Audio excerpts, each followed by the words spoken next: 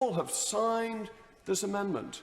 And this amendment says what we Eurosceptics have been saying all along, that the European Union produces its laws in a form of gobbledygook, of stentorian, sesquipedalian sentences that nobody can ever understand, and therefore when it's brought into British law, it should be brought into British law in a form that requires a plain English translation, because the headline of the clause is plain English summary.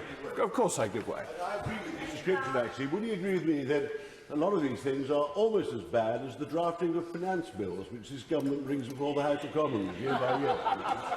I am extremely grateful for the humility being shown by my distinguished right honourable and learned friend, the former Chancellor of the Exchequer, who admits that some of the bills brought forward by his own former department are incomprehensible to the lay reader. And it is a broader problem of legislation, but it has been a particular problem of European legislation. And it's why I actually have some sympathy for the amendment. I think it is something the government should seek to do as EU law is brought into UK law, which I think is widely accepted is the right starting point for when we leave the European Union, but it ought to be intelligible, it ought to be easy to understand, and this is part of the area where I do agree with my right honourable and learned friend, the member for Beaconsfield, who said it is one of the principles of the rule of law, and as we do that, we should of course be sticking to basic constitutional fairness principles.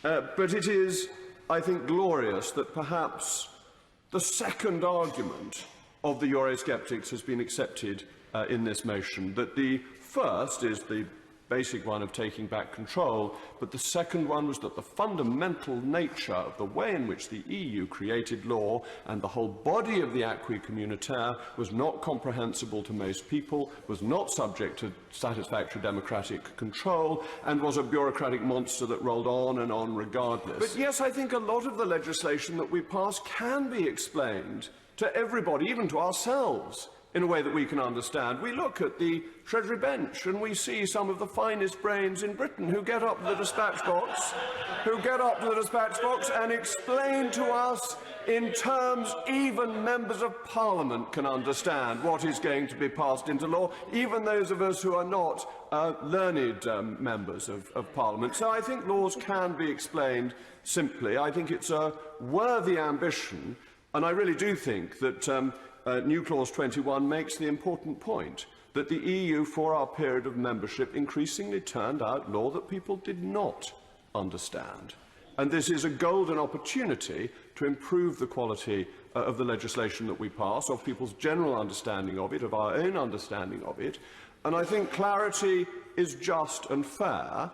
And I also agree with my right honourable and learned friend, former Chancellor of the Exchequer, that we want to apply this to our own work as well. There's no point in complaining about the European Union in this context and then making our own laws incomprehensible. And just as a side, Dame Rosie, on what my right honourable friend was saying, one of the reasons for so much tax avoidance is because tax law is written in so complicated a matter.